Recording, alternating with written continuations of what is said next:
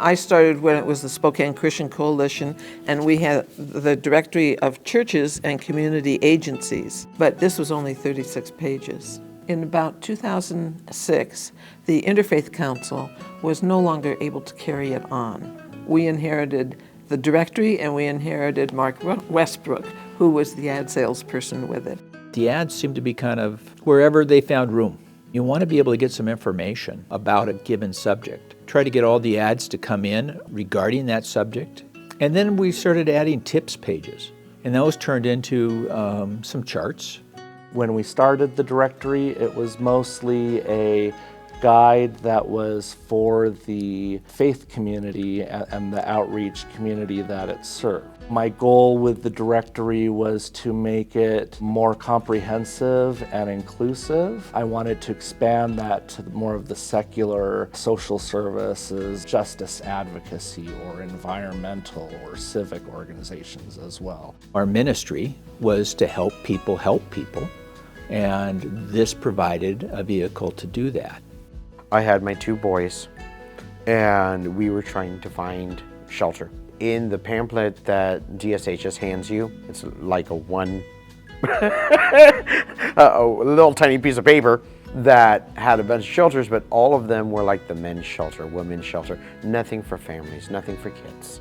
I actually was able to get my kids and myself a place to live, thanks to the resources and job searching and being able to find a shelter for us. The value of it is that it's comprehensive. You're not just going to a senior directory. You're not just going to a family's directory or a directory of food banks. You have everything right there. My second day on the job here, Jason, our CEO, walked in and put one of these on my desk, and he said, "Eric, you're going to use this, you're going to need it, you're going to rely on it a lot." And I thought, oh yeah, right. Well, he was absolutely correct. Women at the Healing Center, they come from all over the country, and quite a few from Spokane County, of course, and many of them are not even aware of the resources in the community, and so they've been able to find counseling resources, housing, information, clothing. Whether they're trying to find food or they're trying to find behavioral health or addiction support services, seeking out a faith community. They're able to identify what those resources are, and organizations like mine can help them to get to those resources. What we found when we're delivering meals to seniors is that if the senior has a nutritional need, typically they have other needs as well. To help them live independently and healthy and as long as they're home for as long as they want to, the resource directory is a vital component to that.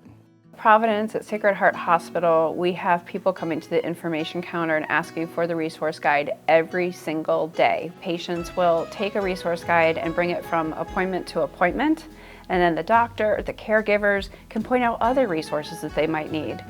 Our business is getting food to people. We don't cover the waterfront. This does. Again, if I need help or if there's a particular issue that, hey, we'd like to help somebody, but that's not our bailiwick, I just rely on the resource directory and then use that to steer them to wherever they need to go. We know there's no other matching kind of a resource in town that's going to give them the breadth and depth of information that this does.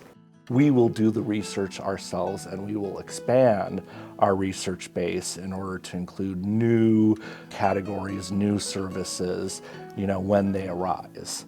Services are constantly changing. Who's doing what, where, for whom, how can somebody access those services? And so we've come to count on this being updated regularly, being factually accurate. We can be confident as we refer people, as we give people the information, that they're going to be well served. I love having people come up to us and saying, "Oh, I can't wait to get the updated copy. My copy is old. Can I please have a new one?" Having a tangible piece of information like this is really important because there are still so many people in the community that don't have access to the internet. We serve seniors that still have never used an email, seniors that still don't have a smartphone, and they enjoy the printed directory the same way that they enjoy their printed newspaper. It's a lifeline for people. Our team members are going through those directories pretty quickly, and they've then started photocopying specific sections that they get lots of requests for. Last year we printed 18,000 copies, up from 16,000, but due to high demand, we only have like 300 copies left. We know we're going to go through them because it's a valued resource. people would have an immediate need, and then they would go and look for that immediate need. And then once they were stabilized, they would look for other things to help them further their education or improve their jobs or find better housing. Once they were stable and their lives were improved, they wanted to give back, and they could use the directory to find means to give back. Who we are as an organization is one that seeks to pull people together and draw them together and allow them to help each other out. You know, Spokane comes together to support each other, and I think other organizations and individuals should support the resource guide financially so that other people can have a chance to use it.